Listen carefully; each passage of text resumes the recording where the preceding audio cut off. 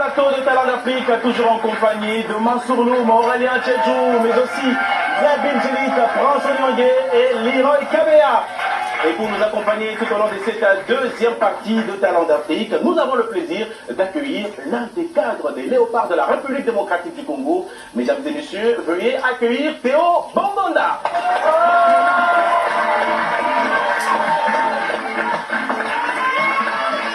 Salut Théo, bienvenue, en tout cas merci d'être venu nous voir.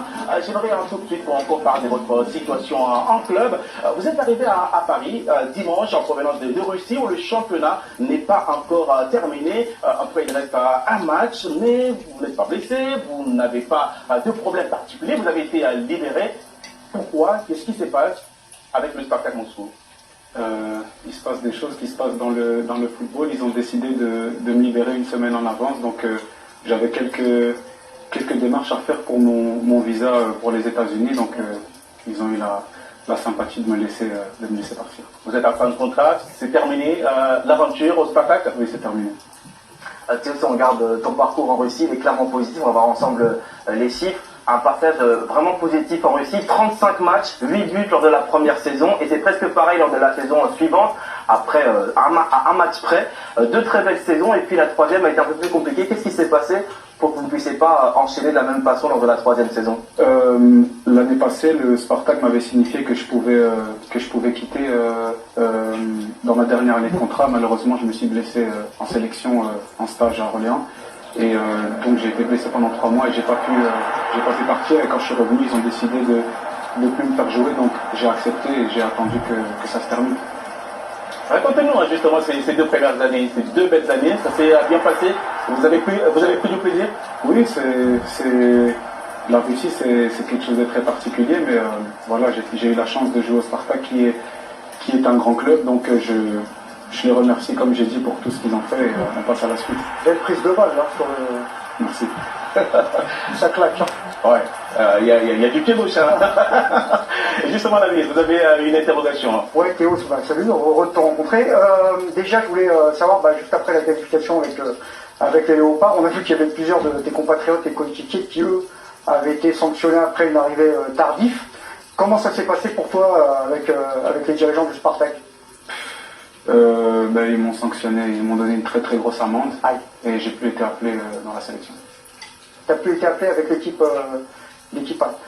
Du coup, pour rebondir un peu sur ton expérience en Russie, avec un peu de recul, est-ce que finalement tu te dis que tu as bien fait de signer en Russie, ou est-ce que tu regrettes d'avoir signé en Russie, ou est-ce que tu te dis finalement c'était une expérience et que j'ai bien fait de la tenter? Je pense que dans tous les cas, dans la vie, les regrets ça ne sert pas à grand chose, il faut tirer des leçons, et moi j'étais très content d'être parti là-bas, et maintenant, comme j'ai dit, on va essayer d'aller pour le prochain step, le prochain challenge. La question qu'on a envie de te poser maintenant, c'est toi qui as connu la Belgique, l'Espagne, la Turquie comme moi, où est-ce que tu te vois pour le futur? Où est-ce que tu t'épanouirais plus pour la suite de ta carrière? Écoute, là je suis dans une situation qui m'est jamais arrivée dans ma carrière, c'est-à-dire c'est la première fois où je suis libre de tout contrat. Donc j'ai vraiment envie dans un premier temps d'aller à la Coupe du Monde avec mes frères Léopards, et je suis fermé à aucun défi. En fonction des propositions qui vont venir, je verrai ce qui est le meilleur pour moi et pour ma famille. Donc ça va se décider mi-juillet, après la Coupe du Monde? Mi-juillet, je sais pas. Mi-juillet, je sais pas. En tout cas, moi le plus important là, il y a la liste qui est sortie aujourd'hui, donc je vais me concentrer déjà avec la sélection. Et après, on verra qu'est-ce que Dieu a prévu pour moi. Moi, je voulais justement revenir, on parlait de la Coupe du Monde, mais avant la Coupe du Monde, comment est-ce que vous avez écouté la qualification au Mexique et au pays? Écoutez, non, on n'a pas fait la fête, mais bon, on était vraiment très contents parce que c'était un, vous savez tous ici, c'était un rêve. On n'avait pas le droit à l'erreur. Je pense que la mission a commencé il y a 2 ans et demi, ou 2 ans, je ne sais pas exactement, et comme j'avais dit, on est vraiment arrivé par la petite porte ou la grande porte, ça dépend comment on voit les choses. Mais en tout cas, on était tous très contents, et surtout de donner de la joie, parce que c'était, je pense, l'objectif majeur. Et voilà, félicitations aux joueurs, aux coachs, au staff et à tout le monde, parce qu'au final, c'était une victoire et une qualification méritée, je pense. En tout cas, qui t'es beaucoup épanoui avec les léopards de la République démocratique du Congo. Mais on va rester sur le chapitre club, parce que la sélection, on va en parler. On va parler de la liste. Vous évoquez la liste de Sébastien Desabre. Justement, en club, vous allez explorer. Mais est-ce que la Ligue des Champions que vous avez connue avec Genk, par exemple, est-ce que c'est un objectif? Est-ce que vous voulez retrouver un club qui va vous permettre de rejouer à cette compétition? Déjà, dans un premier temps, je pense que cette année, je ne suis pas quelqu'un qui parle beaucoup de ses sentiments ou de ses émotions. Cette année, ça a vraiment été une année très très difficile pour moi. Mais c'était aussi une très bonne expérience. Donc ça veut dire que le prochain choix que je vais faire, il sera peut-être un petit peu différent. Et j'ai envie de retrouver surtout le plaisir du football. Parce qu'au final, c'est pour ça qu'on joue au football. Voilà, il y a d'autres aspects, mais moi je suis un amoureux du football et mon prochain club, le critère numéro 1, ce sera du temps de jeu parce que j'aime le foot et je veux jouer au foot.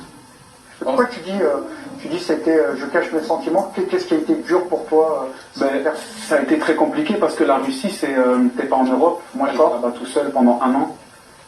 Les gens parlent pas anglais, les gens sont pas très ouverts. D'accord. Tu joues pas, au final t'es pas là-bas pour ça, tu joues pas. Donc c'était un peu particulier, je ne pouvais pas rentrer chez moi si on avait un jour libre, je ne pouvais pas rentrer chez moi, donc c'est une année où j'ai vraiment été très très seul, mais ça m'a permis de me remettre en question, ça m'a permis aussi de peut-être de devenir plus humble et de peut-être croire que tu n'es pas aussi beau que tu l'es, parce qu'au final je voyais souvent des joueurs qui étaient mis sur le côté quand moi je jouais. Et là, ça m'a permis d'être à leur place et vraiment de devenir, peut-être comme j'ai dit, plus humble et plus mature. Que le football, c'est quand tout va bien, on connaît le football. Quand tout va bien, c'est magnifique. Et quand tout va mal, vu que nous, les footballeurs, on n'a que ça, ben c'est compliqué. Moi, j'ai eu une période cette année très compliquée. Mais voilà, je pense que ça fait partie de la vie d'un homme et il faut savoir tirer des leçons de ça. On sait justement que tu as vécu 4 superbes années en Espagne, à Cadiz, au Celta Vigo. Il fait beau, hein. Ouais, il y a le soleil. sont vraiment des belles années pour toi. Pourquoi elles ont été aussi spéciales pour toi ces années en Espagne? Écoute, je pense que par rapport, si je puis me permettre de dire, par rapport à mon style de jeu, peut-être c'est un jeu qui me convient. En Espagne, c'est un des meilleurs championnats au monde. On peut avoir un débat Angleterre-Espagne, mais j'ai vraiment apprécié mon passage là-bas.